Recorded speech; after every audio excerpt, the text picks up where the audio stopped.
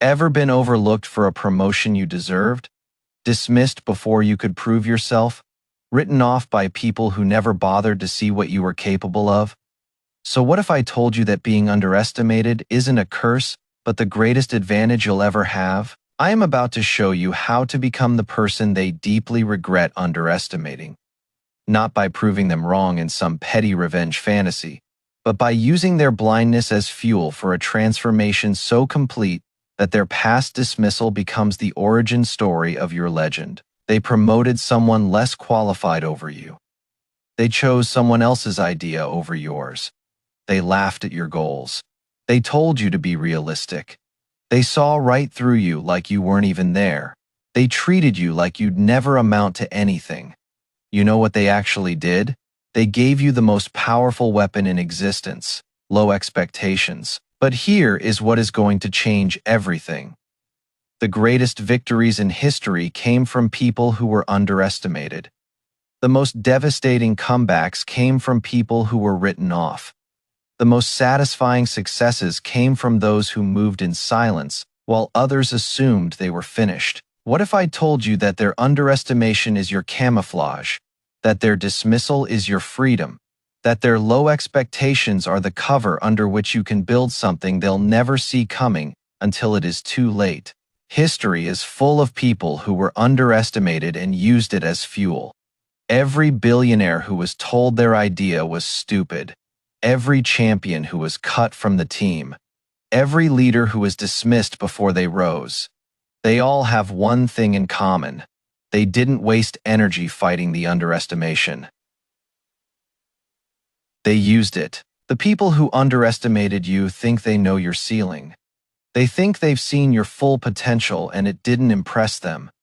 What they don't know is that they've only seen what you've been willing to show. What you are capable of showing is something else entirely. By the end of this video, you'll understand exactly how to weaponize being underestimated, how to use their blindness to build undetected, and how to emerge so transformed that their past dismissal haunts them forever. Are you ready to become unforgettable? Drop this affirmation in the comments. They will regret underestimating me. Phase 1. Embrace the invisibility. The first step to becoming the person they regret underestimating is to stop fighting the underestimation and start using it. Their blindness to your potential is a gift. Stop trying to unwrap it in front of them and start using the cover it provides. When people underestimate you, they stop watching you. They stop seeing you as a threat. They stop tracking your moves. They stop worrying about what you are building. This is exactly the environment you need to build something dangerous without interference. Machiavelli understood this perfectly, he wrote. Men judge generally more by the eye than by the hand, for everyone can see and few can feel. When they see you as insignificant, they stop feeling for what you might become. This perceptual gap is your operational advantage. Here is what most people do wrong. They underestimate themselves and try desperately to convince others they're worth more. They argue, they explain, they seek validation. All this does is alert others to watch them more closely and create resistance before they've built anything worth resisting. The strategic approach is different. Accept the underestimation externally while rejecting it internally. Let them think what they want. Don't correct them. Don't argue. Don't prove yourself with words. Just note their names for later and get to work in the shadows. There is a specific psychology to master here. You must hold two contradictory truths simultaneously. First, their assessment of you is completely wrong. Second, fighting their assessment is counterproductive. This isn't denial. This is strategic patience. You know your value. You don't need them to validate it yet. Think of underestimation as a stealth mode. When a video game character goes invisible, they don't waste the power trying to convince enemies they're actually visible. They use the invisibility to get into position, to acquire resources, to prepare for the fight. Your underestimation is the same gift. Here is what to do while invisible. Learn everything you can about the people who dismissed you. What do they value? What do they respond to? What would force them to see you differently? Use your invisibility to gather intelligence they don't know you are gathering. Also, use the invisibility to make mistakes without consequence. When you are expected to succeed, every failure is scrutinized. When you are expected to fail, your failures confirm expectations and are quickly forgotten. This creates freedom to experiment, to fail forward, to take risks that would be criticized if you were being watched. The invisibility won't last forever. Eventually, results will force them to see you differently, but you want to delay that recognition as long as possible. Every additional day of invisibility is another day to build strength unimpeded.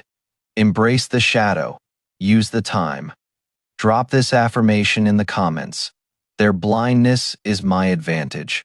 Phase 2. Document every dismissal.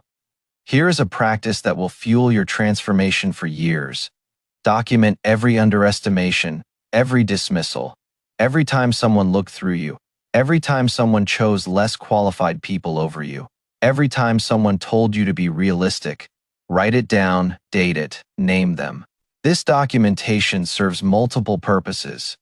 First, it creates a permanent record of who doubted you when you needed support. Memory fades, records don't. You'll want to remember exactly who said what when the time comes to prove them wrong. Second, it creates fuel for dark days. When you are tired, when you are doubting yourself, when you want to quit, reading through the dismissals reignites your fire. Their doubt becomes the fuel that powers you past obstacles they thought would stop you. Third, it creates accountability. You are not just building for yourself, you are building to prove a specific list of people wrong. This personalized motivation is often more powerful than abstract goals. It transforms improvement from a good idea into a personal mission. Fourth, it creates a record of your growth. When you document dismissals, and then later document successes, you have a complete narrative of transformation. This narrative becomes powerful for future opportunities. The story of overcoming is more compelling than the story of always having. Machiavelli wrote, "Men must either be caressed or annihilated. They will revenge themselves for small injuries, but cannot do so for great ones." Your transformation will be so complete that their dismissals will seem absurd in retrospect. This isn't small revenge. This is annihilation of their narrative about you. Here is how to document effectively. Date, person's name, exact words or action, context, and how it made you feel. That last part is important. You want to remember the emotion when you need fuel. You want to recall exactly how the dismissal felt when you need motivation. Create a dedicated space for this documentation. A private journal, a locked note on your phone, a folder only you can access. Make it easy to add to, but not something you obsessively review. The documentation is fuel to be burned, not wounds to be picked at. Review the documentation strategically. When you are losing motivation, read it. When you are considering giving up, read it. When you are wondering if the sacrifice is worth it, read it. Let their doubt reignite your drive exactly when you need it most. Don't share this documentation with anyone during your building phase. It is private fuel, not public grievance. Sharing it makes you look bitter. Keeping it private keeps the energy pure. The world will see results, not the resentment that fueled them. Some people will tell you, this is unhealthy, that you should let go of grudges, that you should forgive and forget. They're partially right. Don't let bitterness consume you. Don't obsess over revenge. But also don't pretend the dismissals didn't happen. Use them, transmute the pain into progress. Drop this affirmation in the comments. I remember everyone who doubted me. Phase 3. Build in silence. Now comes the actual work. The silent building that transforms you from dismissed to dangerous. This phase requires discipline because you'll want to share your progress. You'll want to show people how wrong they were. Resist, build in silence until the evidence speaks for itself. There is a specific psychology to silent building that makes it powerful. When no one knows what you are building, You face no external pressure to define it prematurely. You can experiment, fail, redirect, all without public scrutiny. The privacy creates freedom that public building never allows. When you build in silence, you eliminate premature criticism. Every announcement of goals invites skepticism. Every revealed plan invites opposition. Every shared progress invites comparison. Building in silence protects your growing strength from those who would undermine it. Machiavelli wrote, "Never attempt to win by force what can be won by deception." The deception here isn't lying. It is simply not revealing your progress until it is undeniable. Let them think you are still the person they dismissed. Let them be surprised when they finally see what you've become. Here is what to build during your silent phase. First, build skills that create undeniable results, not credentials that can be dismissed, not connections that can be questioned, skills that produce results that speak for themselves. Second, build resources that create independence. Money saved, assets acquired, options developed. The more independent you become, the less anyone's opinion of you matters. Independence is the ultimate proof of value. Third, build relationships with people who see your potential, not to validate yourself, but to access opportunities. While those who underestimate you provide cover, those who see your potential provide paths. Cultivate both strategically. Fourth, build evidence that is impossible to dismiss, not claims about your capability. Proof of it, portfolio pieces, track records, numbers, results. The kind of evidence that makes past underestimation look absurd in retrospect. Fifth, build your body and energy. Physical transformation is one of the most visible and undeniable forms of change. When you emerge physically stronger and more energetic, it signals that your internal transformation is real. The discipline visible in your body suggests discipline invisible in your skills. Sixth, build your knowledge base. Read voraciously. Study your field obsessively. Become the most informed person in any room about your domain. Knowledge compounds over time, and the gap between you and those who dismissed you widens every day you keep learning. Seventh, build your emotional resilience. The journey from underestimated to undeniable will test you. You need emotional reserves for the dark days. Develop practices that keep you stable, meditation, journaling, therapy, whatever works. Emotional stability is infrastructure for achievement. The silent building phase has no set timeline. It takes as long as it takes to become undeniable. Rushing the reveal before you are ready is the most common mistake. Better to wait an extra year in silence than to emerge prematurely and prove them right. Drop this affirmation in the comments. I build in silence. Phase 4. Emerge undeniably. There comes a moment when you are ready to be seen, when hiding any longer would actually hold you back, when the evidence of your transformation is so overwhelming that remaining invisible becomes a liability. This is the moment of emergence. The emergence must be calibrated perfectly too early, and you give critics ammunition too late, and you've hidden unnecessarily. The right moment is when your results can speak so loudly that commentary becomes irrelevant. When proof has replaced potential. Here is what the emergence looks like. You don't announce that you've changed. You simply operate differently and let others notice. You don't declare your success. You simply demonstrate it. You don't argue with past dismissals. You make them obviously wrong through evidence. Machiavelli wrote, "Everyone sees what you appear to be. Few experience what you really are." Your emergence changes what you appear to be. Suddenly, everyone sees competence where they once saw nothing. They see success where they saw failure. They see threat where they saw irrelevance. The psychological impact of a proper emergence is profound. Those who underestimated you experience cognitive dissonance. Their old assessment conflicts with new evidence.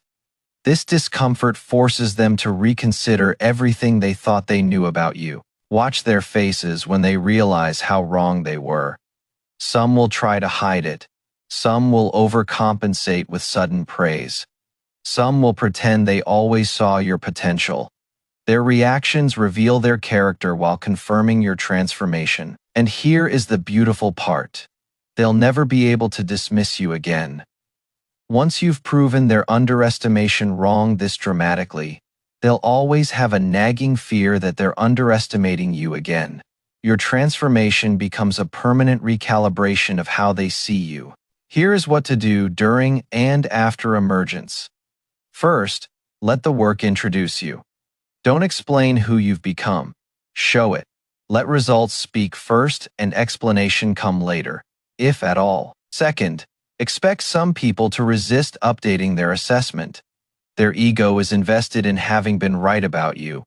They'll look for ways to minimize your success or attribute it to luck. Their resistance actually confirms the magnitude of your transformation. Third, stay humble in speech while being undeniable in action. Verbal humility combined with demonstrated excellence is the most powerful combination. It makes your success seem effortless and your character seem attractive. Some of them will never admit they were wrong. That is fine. Their internal recalibration matters more than their external acknowledgement. Some will claim they always believed in you. That is fine too. Their revisionist history is actually a compliment to how complete your transformation was. Drop this affirmation in the comments. I emerge, undeniably. Phase 5. Let success be your only statement. After emergence, resist the temptation to gloat. Resist the urge to remind people of their dismissals. Resist the desire to say, I told you so. Your success should be your only statement. It is more powerful than any words could be. Here is why gloating undermines your victory. When you remind people of their past dismissals, you make yourself look small.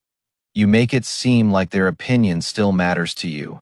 You give them power by showing their words affected you enough to remember and resent. But when you let success speak for itself, the message is even more powerful.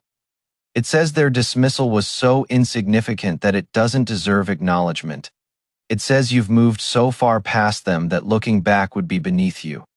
It says you won so completely that rubbing it in is unnecessary. Machiavelli wrote, "It is not titles that honor men, but men that honor titles." Your success is the title. How you carry it determines whether it honors you. Gloating diminishes the honor. Grace amplifies it. There is one exception. If someone who dismissed you asks directly about your transformation, you can be honest about the role their doubt played. Not as an attack, but as factual acknowledgement. Yes, your dismissal was motivating. Thank you for the fuel. This is powerful without being petty. Here is a practice for managing the temptation to gloat. When you feel the urge to remind someone of their past dismissal, pause.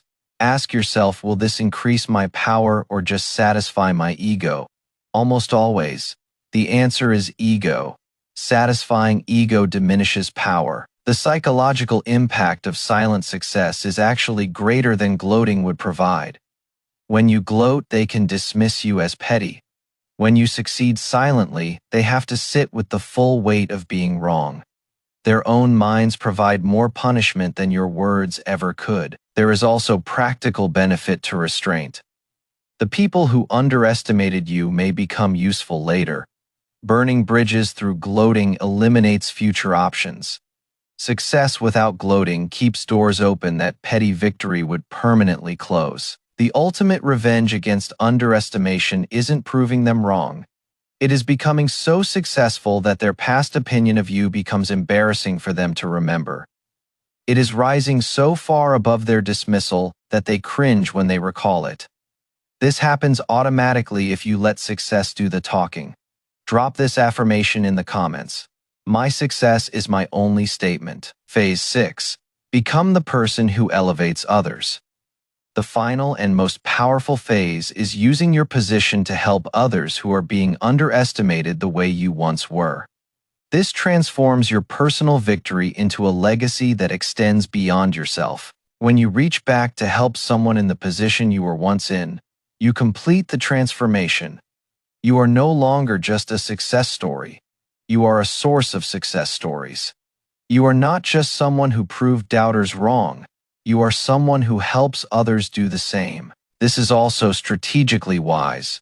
The people you help when they're underestimated become your most loyal allies when they succeed. They'll never forget that you saw them when others didn't. They'll repay that belief in ways you can't anticipate. Machiavelli wrote, "The wish to acquire is in truth very natural and common, and men always do so when they can. Acquire loyalty by being the person who believed when others doubted. This acquisition is more valuable than any other." Here is how to elevate effectively. Look for people who have potential that others miss. Give them opportunities you have the power to give. Advocate for them in rooms they can't enter. Share knowledge that took you years to acquire. Be the person you wished you had when you were being underestimated. Look for specific signs of hidden potential. The person who stays late working on improvement. The one who asks intelligent questions that others miss. The one who receives criticism and improves rather than defends. The one whose fire is visible even through circumstances that would extinguish most people. When you elevate someone, do it without expecting repayment. The elevation itself is the reward. If they later become successful and remember your role, wonderful. If they forget, that is fine too.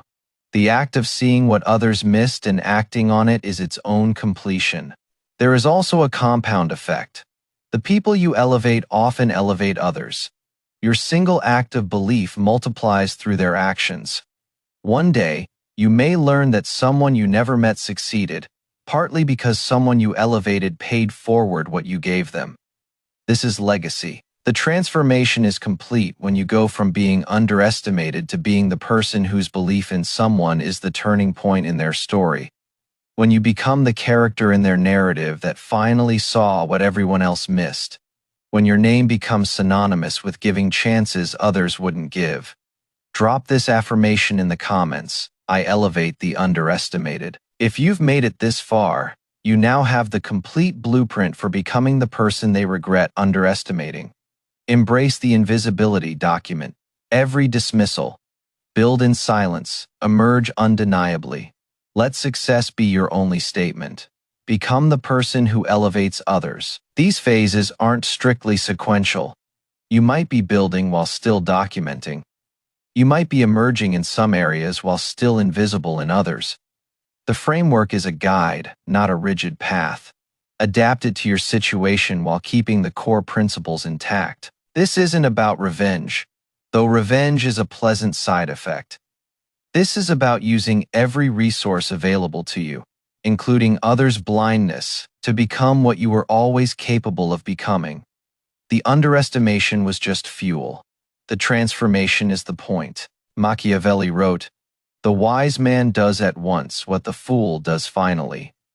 The fool eventually learns to use underestimation after wasting years fighting it. The wise person uses it from the start. If this video showed you how to weaponize being underestimated, smash that like button. If you know someone who is being dismissed and needs to see this, share it with them. And if you want more content on turning disadvantage into power, subscribe and hit that notification bell. The journey from underestimated to undeniable isn't quick. It might take months. It might take years. But every day you spend building while they're not watching is a day they'll eventually wish they had paid attention to. Every hour of silent work is an hour of future regret for those who dismissed you. Remember why this matters. It is not ultimately about proving them wrong. It is about proving yourself right. You knew you had more in you than they could see. This is your chance to manifest that knowing into reality. Their doubt was just the spark. Your transformation is the fire. Someone underestimated you. Good. Now you have everything you need. The cover of invisibility, the fuel of their doubt, the blueprint for transformation. The only question is whether you'll use it. Now drop this final affirmation in the comments. They will regret underestimating me. Because in a world where most people fight against being dismissed, the person who weaponizes it holds all the power. Be that person, use the invisibility, and watch how everything changes when you finally become impossible to ignore.